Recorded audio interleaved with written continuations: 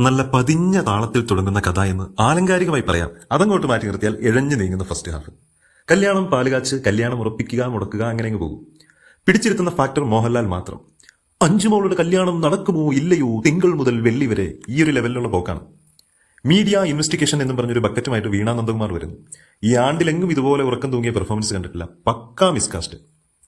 OTT കയറി പോകേണ്ട മുതലാണ്. ട്വിസ്റ്റ്, കല്യാണം മുടക്കുന്നതല്ല ഒരു ട്വിസ്റ്റാടാ. ഇതിന് സൈബർ സെൽ അന്വേഷണം വരാം. കഴിഞ്ഞ പാർട്ടിലെ വില്ലന്മാർ സാധാരണക്കാരും മര്യാദക്കാരും, കഴിഞ്ഞ പാർട്ടിലെ നന്മമരങ്ങൾ അന്യായ വില്ലന്മാരും. മീനയുടെ പെർഫോമൻസ് ഓവർറേറ്റഡായി മാറി മാറി വരുന്നുണ്ട്. ഭാഗ്യലക്ഷ്മി ചേച്ചി മരിച്ചു പണിയെടുക്കുമ്പോൾ വെറുതെ തല അനക്കി നമ്മളെ കൊല്ലാക്കൊല ചെയ്യുന്നു റാണി.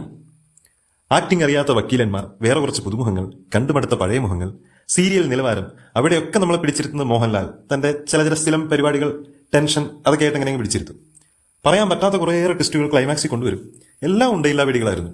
ഇങ്ങനെ ചെയ്താൽ അങ്ങനെയല്ലേ വരുള്ളൂ. ഇതിലെന്താ ഇത്ര കാര്യമെന്ന് നമുക്ക് തോന്നും. ഒരു ഡ്രോമ കഴിഞ്ഞ ആളെ 1.5 ഡ്രോമയിലേക്ക് തള്ളിവിടുന്ന ഒരെഴുത്തുണ്ട്. എന്തായി എന്നിട്ട് ഒന്നും ആവുന്നില്ല.